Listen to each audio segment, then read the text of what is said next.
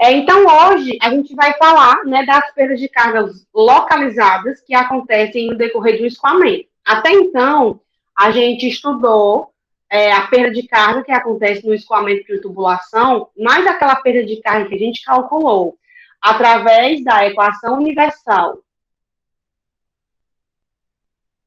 FL, que é ao quadrado sobre D a quinta, ou através da equação de Rasen-Williams, né, que a gente tinha essas duas equações para calcular, 65, vazão, coeficiente, D elevado a 4,87, tá? A gente tinha essas duas equações, né, para calcular a perda de carga distribuída ou contínua ao longo da tubulação. Todas elas a gente levava em consideração características do material, né, que à medida que o tempo vai passando, esse material ele vai ficando mais acabadinho e a gente acaba tendo um desgaste natural, o que acaba ocasionando essa perda de carga. No caso aqui da perda de carga local, meu Deus, no caso aqui da perda de carga localizada, o que é que a gente vai ter? A gente vai ter elementos específicos e pontuais, tipo as motos que passam aqui na frente de casa, né, que é desse jeito o tempo todo. A gente vai ter elementos específicos e pontuais que causam uma perda de energia significativa e essa perda de energia ela tem que ser contabilizada quando a gente for fazer, né, o dimensionamento ou o projeto das nossas peças. Então, vamos aqui. Uma breve introdução do que são as perdas de carga localizada, né? Como ocorrem essas perdas? Como eu já falei, a perda de carga localizada, ela é oriunda de um desfalque de energia pontual que acontece em uma tubulação por conta de algum elemento instalado ali. Eu estou tentando tirar aqui a fita da rosca e não estou conseguindo. De algum elemento instalado no decorrer aí da tubulação. Por exemplo, aqui eu tenho uma tubulação, tá? Isso aqui é um pedaço de uma armação que eu tinha aí aqui guardada, aí eu quis mostrar aqui para vocês. Deixa eu ver aqui, cadê a minha câmera? Não tá aparecendo? Paulo. Aqui? Tá, pronto. Eu quero só ver aqui. Esse aqui é um pedaço de tubulação, né? Era uma ligação de uma máquina de lavar. E aí eu tenho uma tubulação e no decorrer dela que eu tenho algumas peças que acontecem. Eu tenho um registro aqui que eu aciono, eu abro ou fecho, e aí eu permito que a água continue escoando. Aqui eu tenho uma luva, né, que faz uma adaptação aí para a tubulação saudável para a tubulação roscável. A rosca, a gente tem que usar essa fitinha aqui, que eu estava tentando tirar. Essa luva é igual a essa, tal e qual, né, só que essa está usada, essa está novinha. Aqui eu tenho um joelho, né, saudável. Percebam que aqui dá para ver bem a cola, né, ele foi bem colado, ó, porque foi soldado. Daí aqui era o resto da tubulação, tá? Aqui, esse aqui eu só retirei e guardei.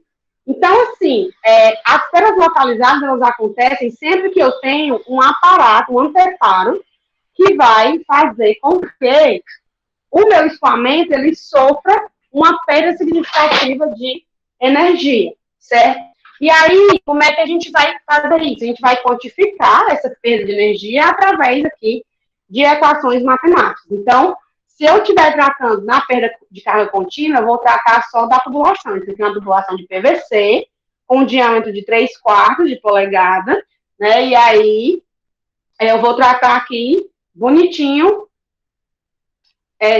só a tubulação. Mas, como eu tenho diversas conexões instaladas sobre ele, então eu vou ir mudando, né, acrescentando o efeito de cada perda localizada dessa que acontece na tubulação. Imagina que você tem uma tubulação aqui, nesse jeitinho, né, ela é lisinha. O PVC ele é lisinho por dentro. Isso aqui é uma tubulação soldável, né, que é uma conexão soldável. Quando eu vou colocar um registro desse, eu posso colocar um registro assim, que também é saudável, ou eu posso querer colocar um registro assim, e esse registro assim, ele é roscável. Então, para eu colocar um registro roscável, eu preciso de uma adaptação aqui, ó. Para a partir de então, eu vim aqui encaixar Ai, não vai entrar, vai encaixar aqui a minha tubulação. Então, isso aqui, essa série de mudanças de conexão faz com que, né, a minha superfície interna, tô afrouxando, a minha superfície interna aqui, a minha área interna, sofra uma série de problemas aí e faça com que a minha tubulação perca um pouco de energia no decorrer aí do seu escoamento. Então, assim, a perda de carga localizada, ela se trata de um campo experimental. Está impossível de dar aula aqui hoje, viu? Vocês estão ouvindo essas motos aí ou está incomodando só a mim? Eu estou escutando um pouco, professor. Como é? Não está tão evidente, não. Ah, então pronto, porque tá passando muitas motos ali, aquelas motos que faz barulho, né? E tá assim, tá me incomodando. Mas se vocês não estão ouvindo, ótimo. Então, a perda de carga localizada, ela se trata de um campo experimental, tá? Por quê? A avaliação dessas perdas depende de tanta coisa, né? Depende de vários fatores. Se eu estiver analisando essa tubulação aqui, que eu tenho ela na mão, ela é uma tubulação de PVC com diâmetro de 3/4. E aí eu vou analisar, né? Tem uma série de variações. Mas aí eu posso ter diâmetros maiores, eu posso ter outros materiais, eu posso ter diversos tipos de registro, né? E aí a gama de variação aqui é muito grande, é um arsenal de variação muito grande. Então, o que acontece? É muito difícil a gente criar uma regra geral, né, para tudo isso.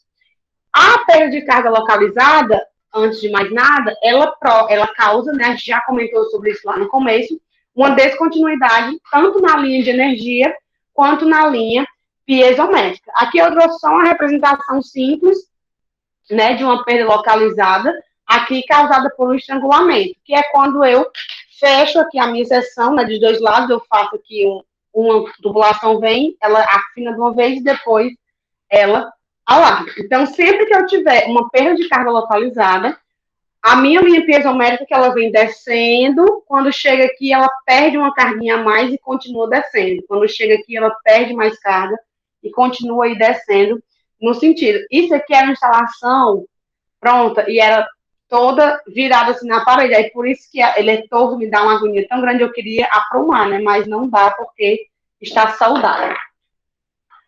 A expressão geral da perda de carga localizada, ela é dada por isso aqui, uma constante K vezes o quadrado da velocidade sobre o 2G. O quadrado da velocidade sobre o 2G, a gente já conhece como é um componente, né? Um componente de carga cinética do nosso escoamento. Ele também está presente quando a gente trata da equação universal, por exemplo, ΔH é FLV ao quadrado sobre 2GD. Se eu tirar o D daqui e colocar só o 2G, né, eu também consigo isolar uma componente de carga cinética na equação da perda de carga universal, né, que eu levo em consideração a perda de carga contínua, né, a perda de carga aí ao longo da tubulação. Então, eu também tenho um parâmetro que é meio que constante, né, fator de atrito, comprimento da tubulação e o diâmetro da tubulação. Se eu conheço a velocidade e o diâmetro, eu conheço aí o fator de atrito. Tá? Então, esse K, ele é um coeficiente adimensional, tá bom? É tipo FLT. Se você comparar aqui, o fator de atrito, ele é adimensional, o comprimento e o diâmetro, eles estão na mesma dimensão. Então, essa entidade aqui também é adimensional. Tá? Então, assim, o coeficiente, o K é o coeficiente adimensional que depende da geometria da conexão, tá? Depende também do número de Reynolds, da rugosidade da parede e também, em alguns casos, das condições do escoamento, né? Como a distribuição de vazão em uma ramificação.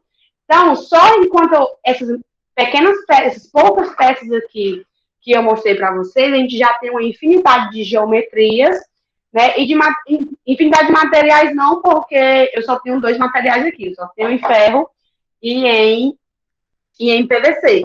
Mas, tipo, eu tenho aqui uma conexão, outras conexões, né, que é uma luva, aqui é uma luva solda-solda, aqui eu tenho uma luva solda-rosca, aí aqui eu tenho um outro joelho também, só que de diâmetro menor, né, o filhinho, é o papai e o filhinho, né, isso aqui foi o que eu estava catando ali, entre as coisas que eu tenho guardado, só para mostrar para vocês mesmo. Então, a gente tem aí uma variação muito grande desses materiais, tá? Então, é bem difícil a gente conseguir aí parametrizar. Então, o coeficiente K, ele é determinado experimentalmente e depende de tudo isso que eu falei, da geometria, do diâmetro do material e das condições do escoamento. A condição do escoamento, ela é regida pelo número de Reynolds, né? O número de Reynolds, ele nos fornece aqui a condição do escoamento, que é uma função, né? O Reynolds, ele é função da velocidade, do diâmetro e da viscosidade do fluido que está escoando. Então, se a gente colocar em gráfico, né, o valor do coeficiente K encontrados experimentalmente com relação ao número de Reynolds, a gente percebe que chega um ponto em que o K ele é dependente do número de Reynolds, mas chega uma hora que ele se torna independente. Tipo, Reynolds mais elevados, né, da ordem aí de 10 a quinta,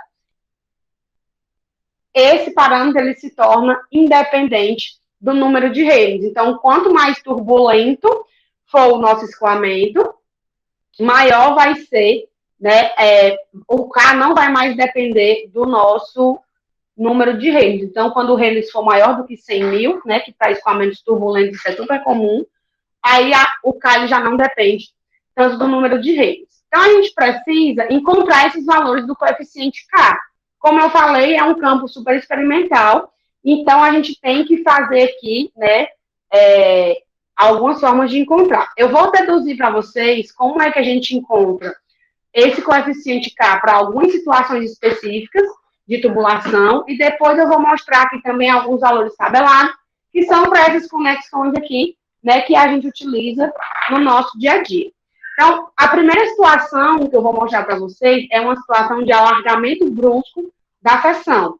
Como é esse alargamento brusco? Eu tenho aqui uma tubulação de diâmetro inferior e, de repente, ela vai alargar aqui. Tá? Eu não tenho uma transição aqui gradativa, certo? Então, o fluido ele vai vir escoando aqui nesse sentido, ó. E essa mudança, ela é bem brusca, tá? Então, o que é que eu vou fazer? O que é que eu sei?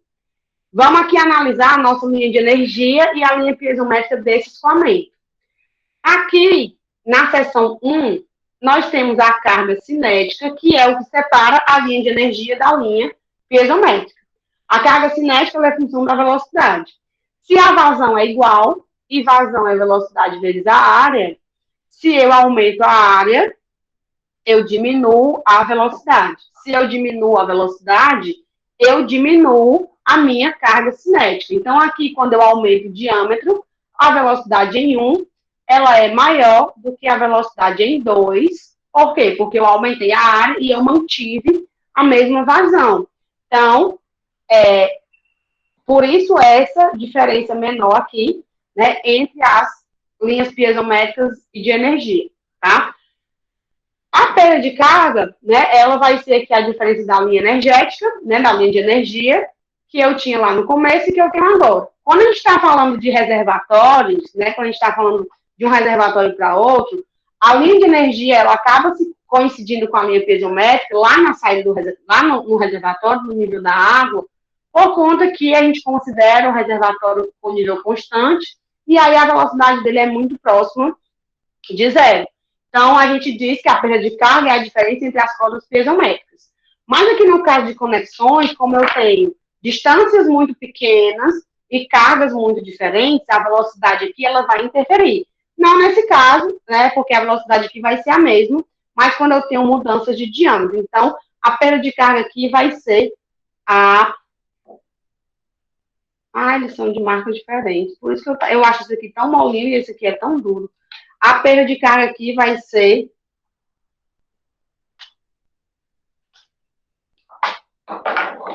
a diferença aí entre as cotas de energia, tá certo? Então, no alargamento brusco, o que é que acontece? A gente vai aplicar tanto o teorema de Bernoulli quanto a equação da quantidade de movimento, tá? Entre essas duas seções. Por quê? Aqui eu tenho um escoamento estabelecido, com velocidade 1 na área 1, e aqui meu escoamento ele também está estabelecido. Só que percebam que bem aqui, ó, nesses pontos A e B, a gente vai ter uma zona onde eu não vou ter a seção totalmente preenchida com água. Por quê? Porque essa transição aqui entre essas paredes, na verdade, a gente tem aqui paredes esbeltas, né? Tipo assim. E aí, o que é que acontece? Quando eu tenho uma transição aqui, de uma parede para outra, né? Tá aqui a seção. A veia líquida, né? Que é como a gente chama isso aqui, ela vai entrar em contato com a quina, né? Que é bem aqui, ó. E aí ela vai vir aqui, quando ela entrar em contato com a quina, ela vai dar uma contração e aí vai permanecer escoando, tá? Na verdade, ela faz isso aqui, né?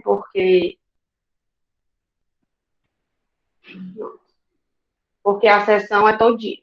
Aqui eu coloquei como se fosse uma parede de um orifício, mas é só isso aqui.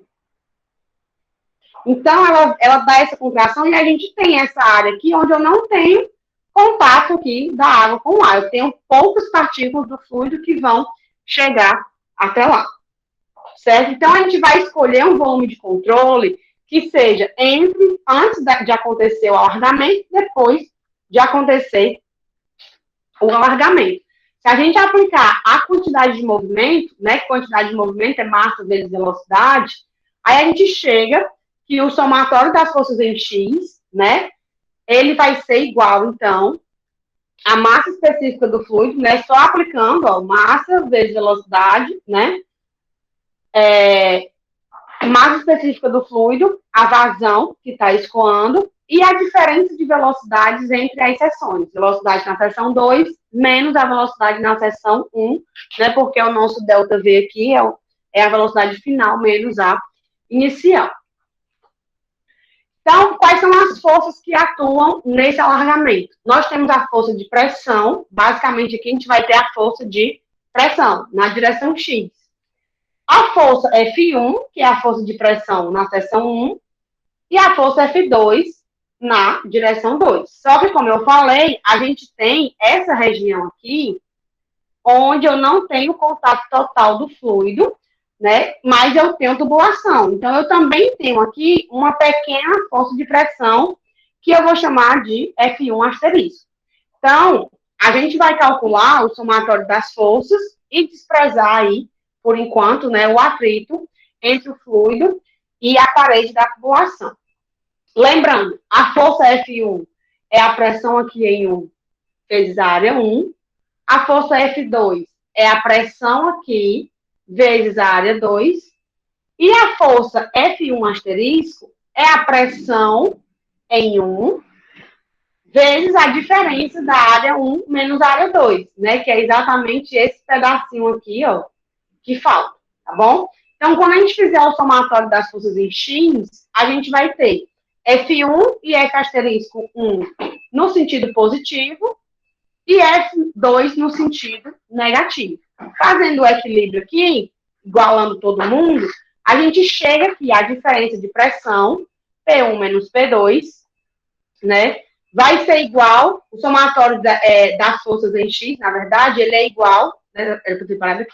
O somatório das forças em X, ele é igual à área 2, vezes a diferença de pressão. Pressão que eu tinha na seção 1 e a pressão que eu tenho na seção 2. Só que o somatório das forças em X, a gente já descobriu aqui por conta da equação da quantidade de movimento, né? É massa específica, vazão, ΔV. E aí, quando eu igualar o somatório das forças em X, que eu encontrei aqui fazendo, né, a diferença de pressão, e com a equação da quantidade de movimento, eu chego a essa relação. P1 menos P2 vai ser ρ, que V2 menos V1 sobre a área 2, eu só fiz passar para cá, dividindo. Então, eu obtenho aqui essa primeira relação. Agora eu vou aplicar Bernoulli, tá? Entre a seção 1 e a seção 2. P sobre gama mais V ao quadrado sobre 2G, antes e depois, somado aqui a perda de carga, que é essa perda de carga que eu tenho bem aqui. Eu não estou levando em consideração o Z, porque está todo mundo na mesma cota. Então, o Z1 é igual ao Z2, tá? Se a gente isolar as diferenças de pressão, o que é que a gente vai ter? Velocidade ao quadrado, menos isso aqui, né, sobre 2G, ó, mais a perda de carga, tudo isso multiplicado pelo peso específico. E aí eu tenho uma equação para diferença de pressão e posso igualar com a que eu obtive anteriormente. Né? Igualando as duas, eu consigo, ó, vou multiplicando, multiplicando, multiplicando, até que eu encontro uma equação para perda de carga. Como eu já falei, a perda de carga ela vai ter, né, uma parcela, que é uma constante, vezes a energia cinética. Na equação universal é assim. Então, eu vou fazer a mesma coisa. Eu vou comparar aqui, ó, isolo a energia cinética e comparo com o que está multiplicando. E o que está multiplicando depende puramente da geometria. É a área 1 sobre a área 2. Então, para alargamentos bruscos, o K, né, aqui vai ser igual a 1 menos A1 sobre A2 ao quadrado. Tá? Isso para alargamentos bruscos.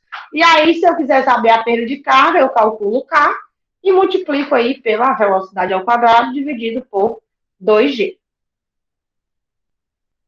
Vou colocar aqui mesmo que fica mais bonitinho. Do jeito que a gente tem um alargamento brusco, a gente pode ter uma contração brusca, né? Um estreitamento. Aí, no caso do estreitamento, acontece o inverso. Eu tenho uma tubulação de grande porte, a veia líquida entra aqui, né? Cola e faz aí, segue o seu rumo. Aqui eu tenho, ó, o inverso da questão da proporção da energia cinética, né? A energia cinética aqui é menor, a energia cinética aqui no segundo diâmetro, ela é maior. E aí eu tenho uma perda de carga localizada que acontece na contração. No caso da contração, é a mesma coisa, né? Só que aí a gente pode tabelar, né? No alargamento, o que é que acontece? Eu tenho aqui uma seção e aí eu posso ter aqui o tamanho de seção que eu quiser. É infinita essa relação, porque eu estou indo sempre para um tamanho maior. No caso da contração, isso aqui exige uma proporção. Tipo, eu tenho aqui, sei lá, essa tubulação. Aqui. Aí eu vou reduzir. Quando eu vou reduzir, ela tem que ser, para que eu reduza, ela tem que ser no máximo do tamanho e no mínimo zero, né? Então, é mais limitado a aplicação da contração brusca. Então, é mais fácil da gente tabelar. Então, quando a relação entre as áreas,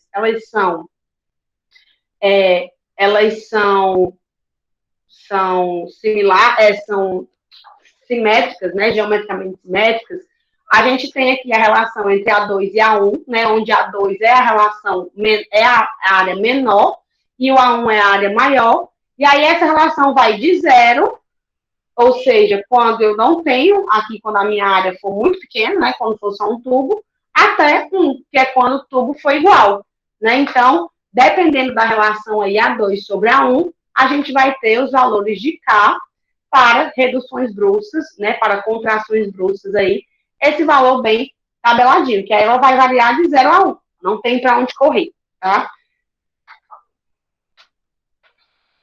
Aí a gente tem uma coisa interessante aqui, que são os estreitamentos correspondentes à passagem de um reservatório para uma tubulação, que nós chamamos também de entrada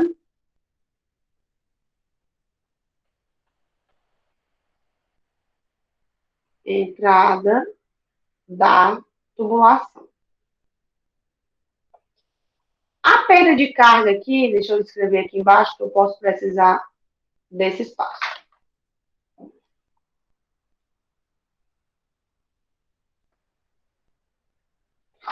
perda de carga aqui, ela vai variar com a relação da entrada da tubulação, né? Como a gente faz essa junção. Esse casamento entre reservatório e tubulação, ele pode ser feito de 3 formas. Eu posso fazer a tubulação parando rente aqui ao meu reservatório.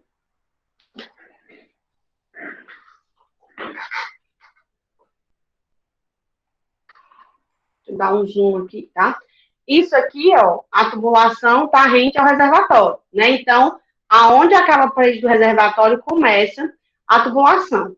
Nesse caso, o nosso K, né, o nosso coeficiente, ele vai ser igual a 0,5, tá? Então, a gente vai, tem aqui o reservatório e já começa junto.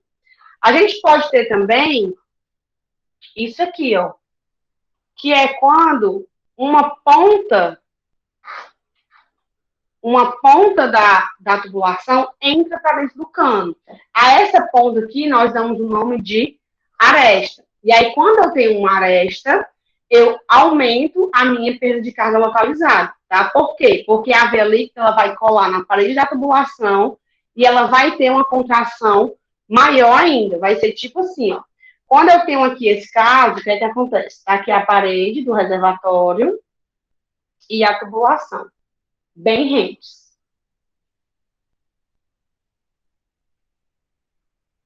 Então, a minha veia líquida, ela vai vir aqui, pegar aqui uma agulha verde e vai fazer isso aqui.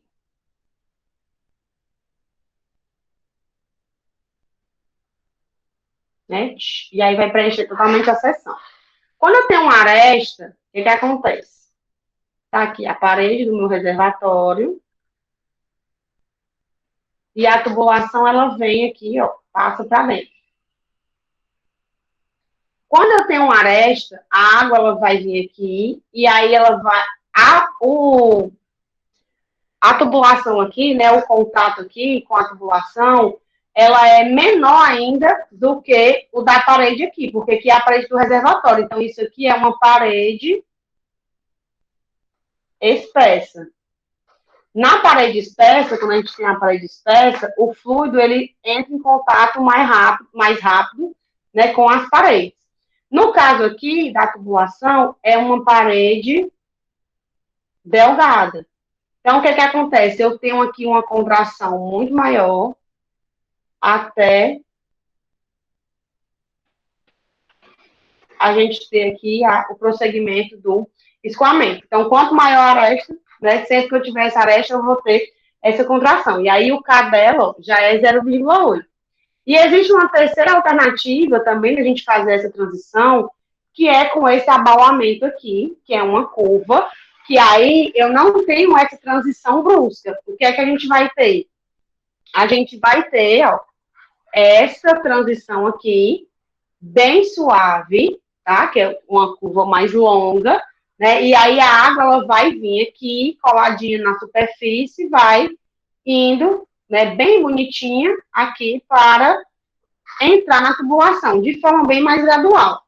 Essa perda de carga, ela depende da relação entre o raio dessa curva, que a gente tem, né, essa curva mais longa, e o diâmetro da tubulação.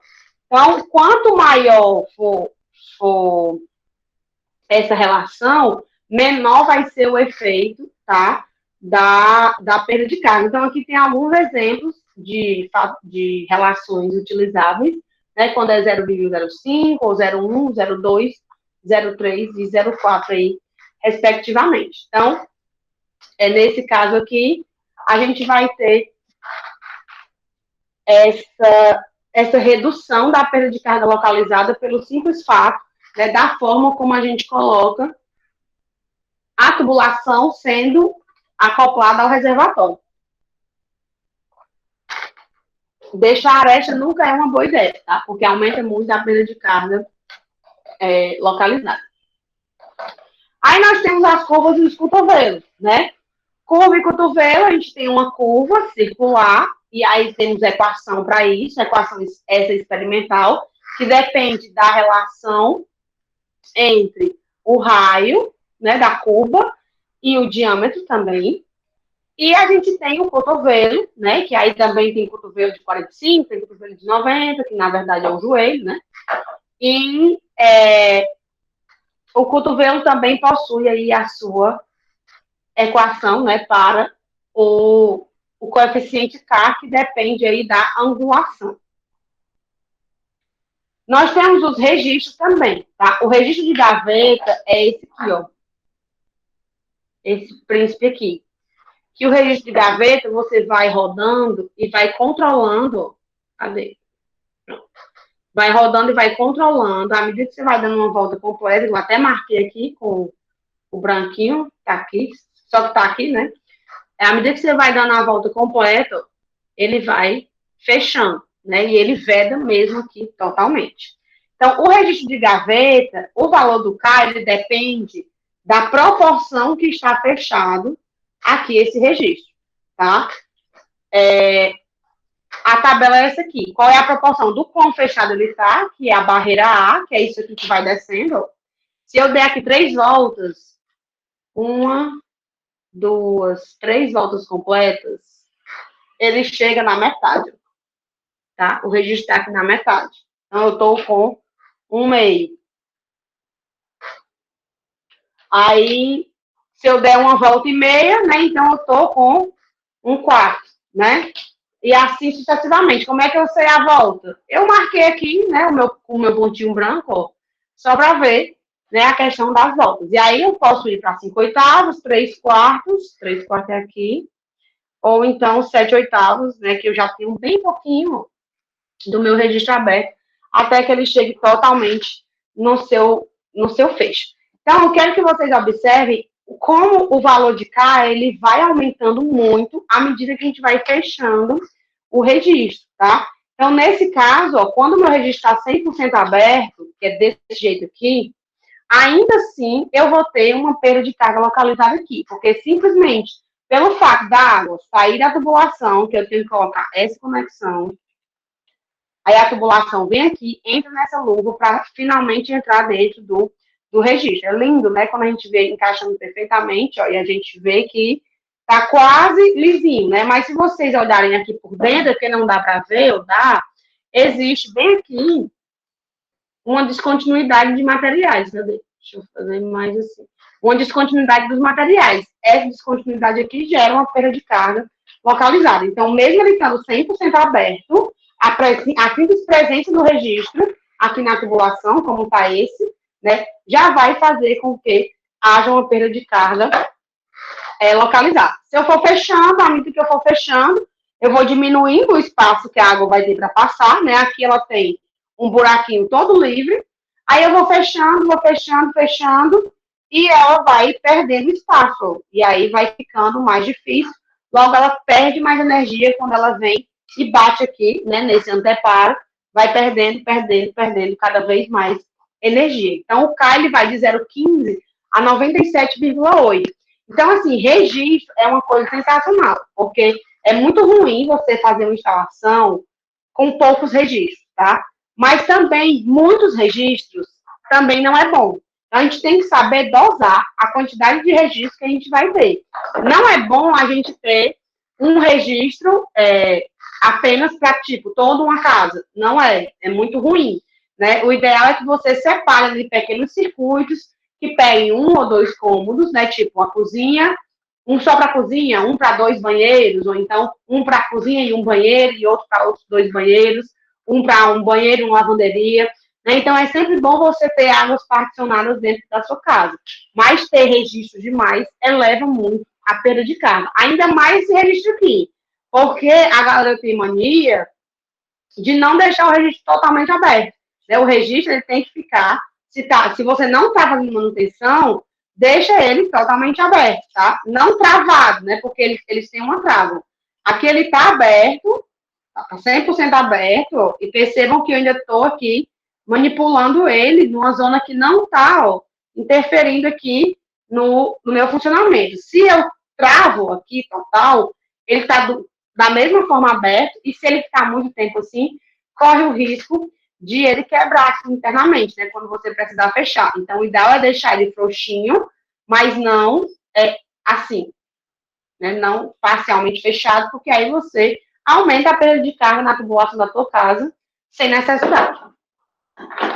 Aí a gente tem a válvula borboleta, essa não tem, né? Mas que ele funciona assim, ou ele está aberto aqui, ou ele está fechado, né? E aí depende da angulação.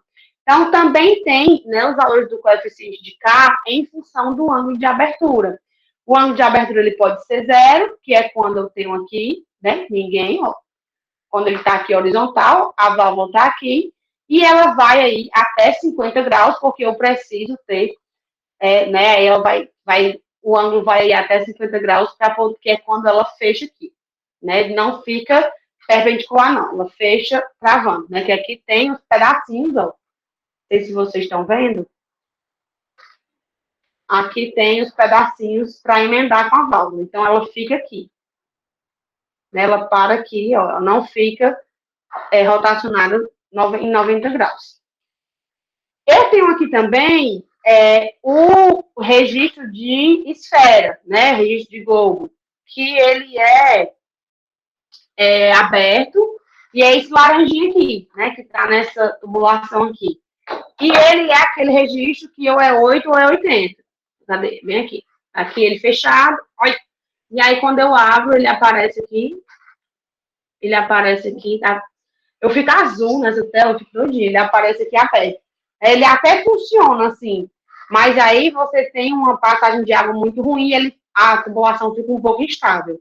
Então, o ideal, não dá nem para ver direito, né? O ideal é que você use ele aberto ou que feche, né? Ele é um registro mais barato, em contrapartida ele é duro, ó, como vocês podem ver. Esse aqui não é tão duro, esse aqui é bem mais molinho, mas ele também é bem, todos são assim, tem essa característica. Ele é bem mais em conta do que esse, tá? Mas ele não tem essa graduação, né? Ou você fecha ou você abre. Aí aqui a gente tem, né, o valor do coeficiente K para diversos acessórios. Acessório, cotovelo de 90 graus, né, com raio curto, aqui, ó, que é maior, veio, rodou, né, tem um raio longo, que é quando? Quando ele faz a curva mais alongada, né, então reduz muito a perda de carga. Cotovelo de 45, curva de 90, né, curva de 45, o T de passagem direta, que eu também não tenho nenhum aqui. Tem com saída lateral, né? Válvula de gaveta, válvula de ângulo, a válvula de globo, que é esse aqui, ó. Ela aberta ou ela fechada, né? A gente tem válvula de pé comprido e válvula de retenção, que são muito aplicadas em instalações de bombas, e a gente tem aí válvula de boia, né? E curva de retorno. Então, eu queria fazer uma análise aqui dessa tubulação com vocês a respeito da perda de carga que acontece aqui, tá bom? O que é que nós temos? Nós temos aqui a linha piezométrica que sai do reservatório R1 até o reservatório R2. Nós temos a linha piezométrica contínua e a linha de energia, que é... Deixa eu mudar aqui rapidez. Que essa linha pontilhada. Então, o que é que nós temos aqui?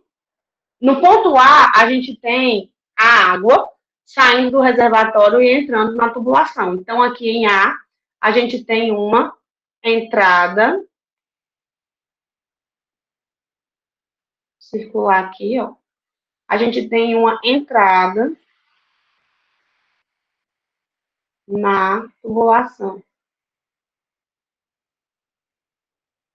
Se eu tenho uma entrada na tubulação, eu tenho um K significativo, então já começo aqui, ó, perdendo, tá? Uma carguinha. Bem aqui a gente tem uma curva, tá? Na curva, eu também tenho uma descontinuidade, ó. Percebam que a distância entre a linha de energia e a linha piezométrica permaneceu a mesma. Por quê? Porque o diâmetro não mudou. Quando chega na seção C, a gente tem um alargamento. Por ter um alargamento, eu também tenho uma descontinuidade. Mas aí, se vocês olharem, a distância aqui, ó, ela tá menor. Além da distância estar menor, eu também tenho uma inclinação diferente. Por quê? Porque quando eu tenho uma mudança do diâmetro, a gente sabe que a perda de carga localizada, ou a perda de carga unitária, né, que é o nosso J, ela é numericamente igual à inclinação da linha piezométrica. E a inclinação da linha piezométrica, ela é essa aqui, ó. Tá aqui ela, tá aqui a linha piezométrica, né? Aqui tá a nossa inclinação. Tanto pode ser aqui, quanto pode ser aqui, né? Vou botar aqui. Pronto, essa aqui é a inclinação da linha piezométrica. Então, o que é que acontece? Quando a gente aumenta o diâmetro, na verdade, a inclinação da linha piezométrica, quando eu aumento o diâmetro, J, F, L, né, V ao quadrado sobre 2GV. Quando eu aumento o diâmetro, eu diminuo a perda de carga. Então, se eu diminuo a perda de carga, eu diminuo a minha inclinação. Então, se eu diminuo a minha inclinação, a inclinação é essa aqui mesmo, tá? Se eu diminuo a minha inclinação, eu vou diminuir, então, ó, o meu declive. A inclinação aqui, ela estava aqui, ó, alfa. E bem aqui eu tenho uma nova inclinação alfa também. Deixa eu dar um zoom aqui. Então, o que é que acontece? Essa inclinação, ela é maior do que essa segunda inclinação. Essa segunda parte aqui do diâmetro largo, se vocês observarem, ela está mais horizontal. Né? Eu inclinei menos. Por quê? Porque eu aumentei o diâmetro. Se eu aumento o diâmetro, eu diminuo a minha perda de carga por unidade de comprimento e também diminuo a velocidade. Então, por isso, a distância entre essas linhas diminuiu e também eu também reduzi aí a inclinação, né, da linha piezométrica, tá bom? Aí, bem aqui na seção D, eu volto para o meu diâmetro original. Então, eu tenho uma contração ou um estreitamento. Por ter a contração e ter voltado ao mesmo diâmetro, além da descontinuidade, eu também volto a ter aqui a distância original e a inclinação que eu tinha anteriormente, tá? Aí, ó, bem aqui no ponto E, a gente tem mais uma curva.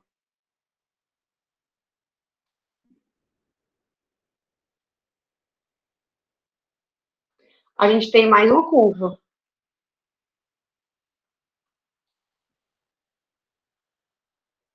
Tá? Essa curva causa aqui uma descontinuidade.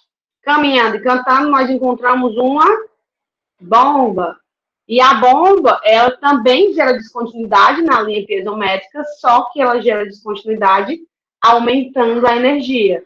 Né? Então, isso aqui, ó, essa diferença aqui de energias, é o que nós chamamos de altura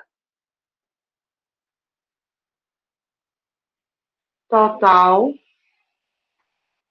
de elevação. Ou seja, a bomba levou tudo isso aqui para que quando eu permaneça perdendo carga contínua, carga distribuída, eu chegue aqui até o nível do reservatório tranquilamente e consiga aí, né, viver em paz. Então, eu tenho aqui uma análise de tubulações. Então, percebam que cada conexão dessa aqui, que a gente coloca, ela gera uma baixa na linha piezométrica. Então, imagina que tu tem dois reservatórios, né? Nesse caso aqui, ó. Nesse caso aqui, o que é que eu tenho? Eu tenho um reservatório, eu tenho um outro, e tenho um único registro aqui, passando entre eles. Eu tenho esse registro aqui, ó, bem no meio da tubulação. Então, quanto maior for esse L aqui, menor vai ser a interferência da relação da perda de carga desse registro relacionada à perda de carga total que haja na tubulação. Só que se eu tiver uma tubulação como essa aqui, eu tenho um comprimento e eu tenho uma série de conexões que estão aí,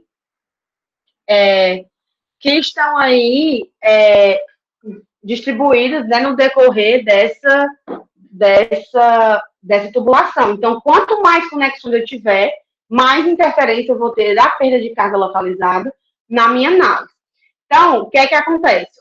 Quais são os principais problemas, né, de hidráulica, se a gente analisar escoamento por gravidade?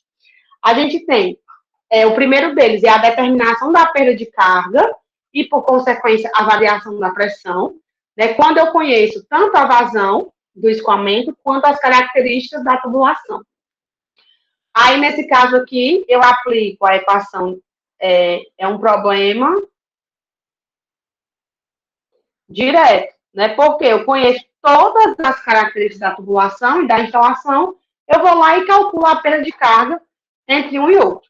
O segundo problema é quando eu não tenho a vazão, mas eu tenho as características do escoamento, ou seja, eu conheço o diâmetro, eu conheço a rugosidade do material, né? Conheço as características da tubulação e do escoamento, e conheço também a energia que sustenta esse escoamento. Ou seja, eu conheço a energia disponível, a perda de carga disponível para que esse escoamento aconteça. Ou então eu tenho que calcular o diâmetro da linha de escoamento que supra a necessidade de uma certa vazão. Então, ó, eu tenho essa configuração topográfica, sai daqui, vai para cá, eu tenho que levar 12 metros cúbicos por segundo, qual é o diâmetro que eu preciso colocar aqui? Então, nesses dois casos, a gente já viu, né, que aqui a gente tem um problema iterativo, né, que a gente sai chutando o fator de atrito e vai iterando até que encontre valores aceitáveis com pequenos erros relativos. Então, nos problemas que a gente viu até agora, percebam que a gente resolveu problemas desses três tipos, para encontrar o diâmetro, para encontrar a vazão e para calcular a perda de carga. E nesses três problemas, a gente desprezou as perdas de carga localizadas. Por quê? Porque em adutores, em ligações de grandes comprimentos, eu tenho poucas conexões ali entre, no decorrer de toda a minha instalação. Então, a perda de carga localizada ela não é tão relativamente significativa assim, como a perda de carga contínua que acontece aí ao longo da distribuição da tubulação, tá? Então, se eu fizer aqui um paralelo das velocidades, tá? A velocidade aproximada que eu calculo sem levar em conta a perda de carga, ela é dada por essa expressão, e a velocidade real do escoamento, que eu calculo medindo lá, né, ela é dada por essa expressão aqui, essa diferença aqui de 1,7, tá? Então, o que acontece? Quando eu coloco isso numa tabela, à medida que eu aumento a relação do comprimento pelo diâmetro, ou seja, se eu vou manter o mesmo diâmetro, para eu aumentar o L sobre D, eu tenho que aumentar o comprimento. À medida que eu vou aumentando o comprimento, o erro entre a velocidade aproximada e a velocidade real, ele vai diminuindo, né? Os valores, ele vai diminuindo muito, ele chega aí a ser menos do que 5%. Então, o que é que a gente pode inferir disso aqui? Que quanto maior for o nosso comprimento na tubulação, menor eu vou ter diferença no cálculo da velocidade se eu levar em consideração a minha perda de carga, tá? Localizada. Então, nos nossos problemas, onde a gente estudou adutoras, até agora, né? Onde a gente estudou adutoras de grande porte, de grandes comprimentos, né? 600, 1.000 metros, com relação a diâmetros pequenos, a gente não tinha que se preocupar tanto com essa questão da perda de carga. Mas imagina uma instalação de uma casa, de um apartamento, que você tem um reservatório, e aí tem uma saída. Na saída do reservatório, você coloca um registro. Normalmente é esse aqui, né? Registro de saída de reservatório. Coloca o registro. Para colocar um registro desse, um registro de gaveta, ele é roscado. Então, a tubulação ela é toda saudável. Eu já tenho que colocar aqui uma adaptação.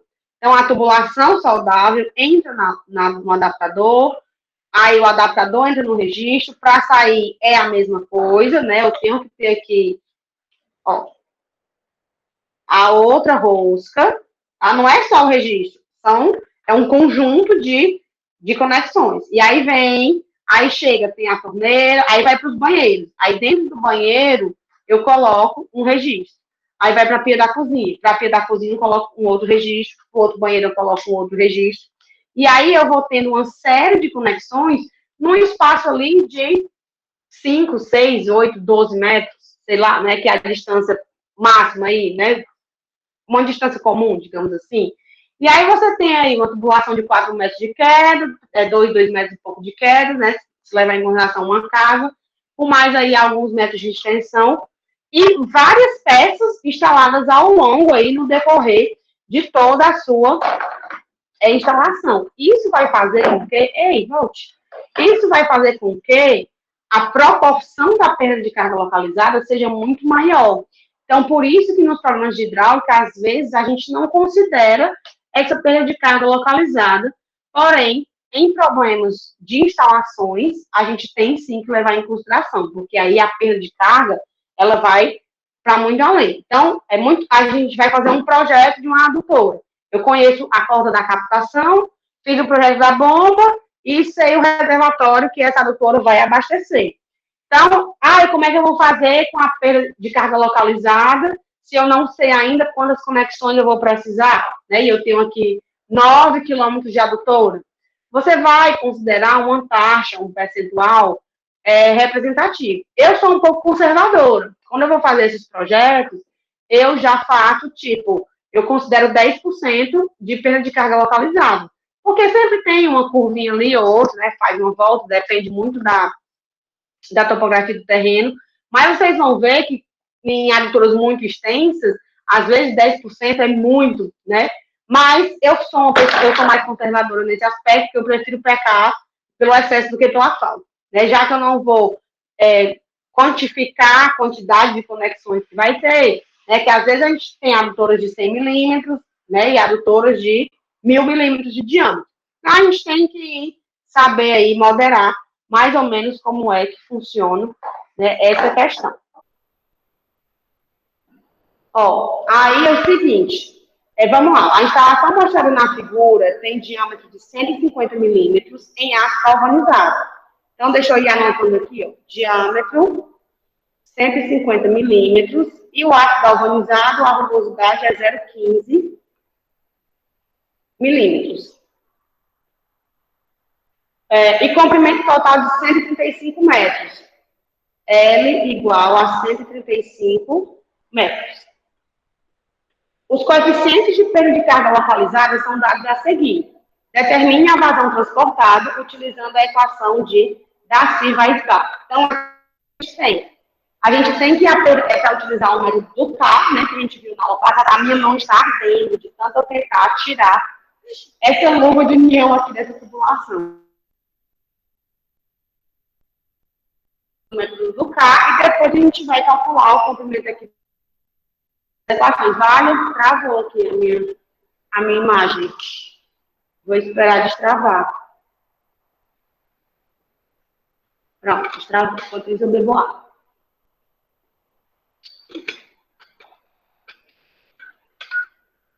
Então, assim, o que é que acontece, né?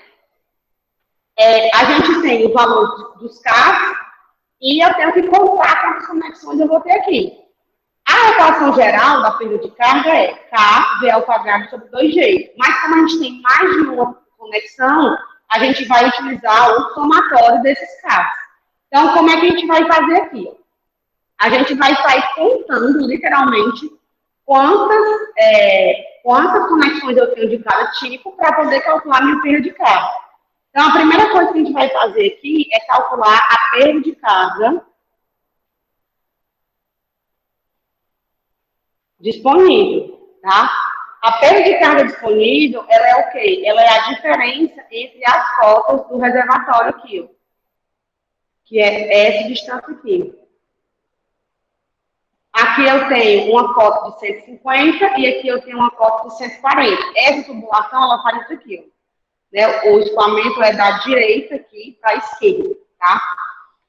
Então, a gente tem, aplicando o Bernoulli, né, a perda de carga disponível, eu vou chamar isso aqui de reservatório 1 e esse de reservatório 2, ela é igual à cota pesométrica do 1 menos a do 2, ou seja, 150 menos 140. Logo, a nossa perda de carga disponível no sistema vai ser igual a 10 metros. Ou seja, eu tenho 10 metros de diferença aqui para perder entre esses meus dois reservatórios no meu escoamento. E esses 10 metros, eles têm que estar divididos entre uma parte eu sei que eu vou perder por conta do atrito da tubulação com o fluido. E a outra parte vai acontecer por conta das conexões. Então, a perda de carga disponível no sistema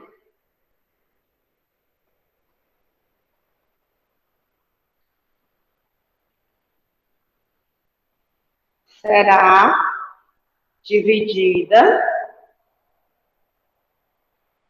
entre perda de carga distribuída ou contínua, né? E a perda de carga localizada, que vai ser o somatório aí de todas as conexões que a gente tiver. Matematicamente, a nossa perda de carga disponível, ela é a perda de carga contínua mais a perda de carga localizada. Quem é a perda de carga disponível? 10 metros. A perda de carga contínua é FL, V ao quadrado, sobre 2G, D. E a perda de carga localizada é somatório de K, V ao quadrado, sobre 2G.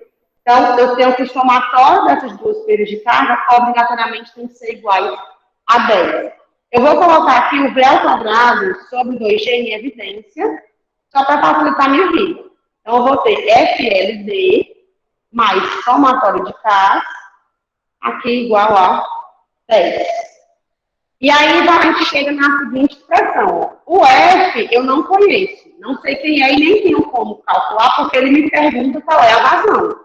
Né? O comprimento a gente tem, o diâmetro também, e o somatório de K a gente tem como calcular. Eu vou calcular aqui, ó. Somatório de K vai ser igual. Vamos contar as tubulações. Vou começar aqui pela entrada na tubulação. Eu tenho uma entrada na tubulação. Então, isso aqui é igual a 0,5. Eu vou contar agora os cotovelos de 90. 1, 2, 3, 4. Então, eu tenho 4 cotovelos de 90. Então, mais 4 vezes 0,9. O próximo que aparece aqui são as curvas de 45. Então, ó, 1, 2, 3, 4, 5, 6, tem mais um aqui, 7. Então, são 7 curvas de 45 nessa tubulação. Mais 7 vezes o K dela, que é 0,2. E eu tenho aqui uma saída na tubulação e um registro aqui aberto, que também só tem um registro e uma saída. Então, mais. O registro é 5 e a saída 1. Então, o nosso somatório de K aqui, nosso somatório dos coeficientes K vai ser igual a 0,5 mais 4 vezes 0,9 mais 7 vezes 0,2 mais 6.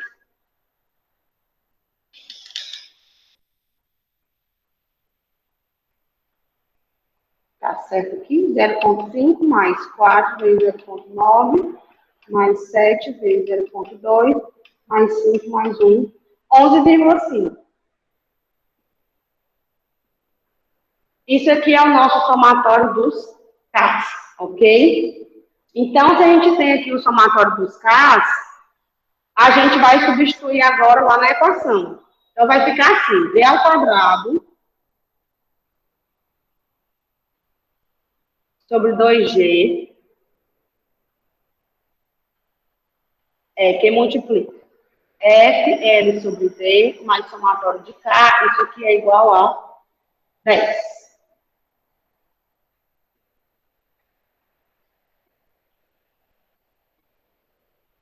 Tá?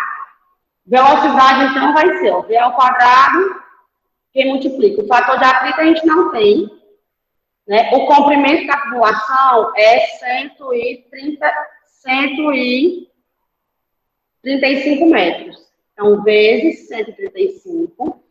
O diâmetro, 150. Então, aqui é 0,15, né? Quando eu divido por 1000. Mais o somatório de K, que foi 11,5, é igual a 10. vezes 2 vezes 9,81. Então, nossa velocidade ao quadrado aqui vai ser igual a 10 vezes 2 vezes 9,81, que dá 196,2, dividido por 135, dividido por 0,15, dá 900. Então, 900 mais 11,5. Então, a nossa velocidade aqui, 900F, né?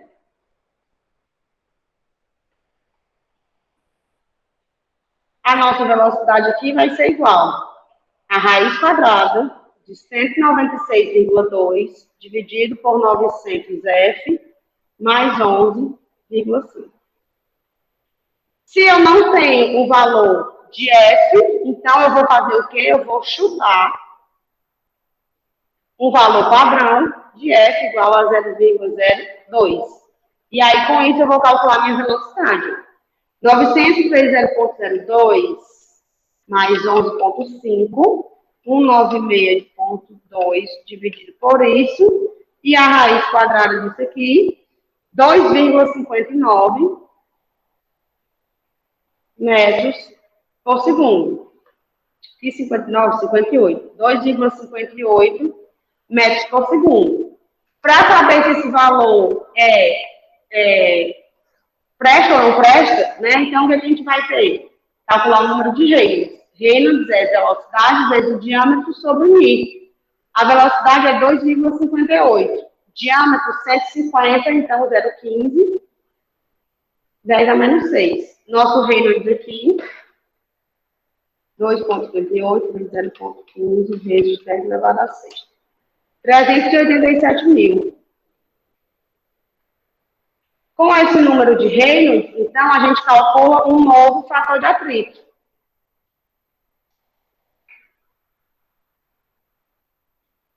Logaritmo da rugosidade, que é 0,15, dividido por 3,7 vezes 150, mais 5,74 Reynolds elevado a 0,9. Isso aqui é ao quadrado. Então, o nosso fator de atrito F' vai ser igual.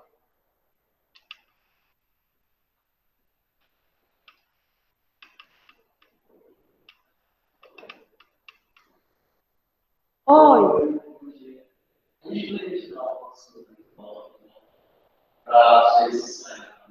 Pode, mas pode ser assim, do jeito que eu tô? Ah, tudo bem. Deixa eu só terminar aqui essa conta, só um minuto, porque senão eu perco aqui o fio da meada. Dividido por 150. Aí o logaritmo dessa resposta, ao quadrado, 0,25 dividido por isso. O nosso fator de atrito aqui, F', foi 0,02005. O que é que a gente tem que fazer aqui agora? O cabelo tá bom? A minha cara perguntar isso, né, amiga? O nosso fator de atrito F' aqui foi 0,0205. Então, a gente vai calcular o nosso erro relativo entre o módulo de F' menos F, dividido pelo F, que foi o valor aqui de referência que a gente adotou. Então, o que a gente vai ter? Vezes 100, né? Aqui. Nós vamos ter erro relativo igual ao módulo de 0,0205 menos 0,02 dividido aqui pelo 0,02 vezes 100. Esse nosso erro relativo vai ser igual 0,0205 menos 0,02 dividido por 0,02 vezes 100. Nosso erro relativo aqui deu de 2,5%. Um erro relativo de 2,5%, menor do que 5%, esse valor que é válido. Vou colocar meus óculos. Para ficar com carinho intelectual. Então, ele deu menor do que 5% esse valor, ele está ok. Se ele está ok, logo, a velocidade do nosso equipamento ela é igual a 2,58 metros por segundo. Se nós temos a velocidade e ele quer a vazão igual a velocidade, certo? Valeu. Velocidade vezes... Oi? De hidráulica. Ó, eu fui tirar o da massa. Oi? Taula 9. É. Por nada. Se quiser me marcar, @pnoend. @PNOAND, que é Paulo Nobre Andrade. Pnoend. Vazão a velocidade vezes a área. Então, ó, vai ser a velocidade que a gente encontrou, 2,58, vezes a área, né, da nossa seção, que é π, diâmetro 150 milímetros ao quadrado sobre 4. Logo, a nossa vazão aqui vai ser igual a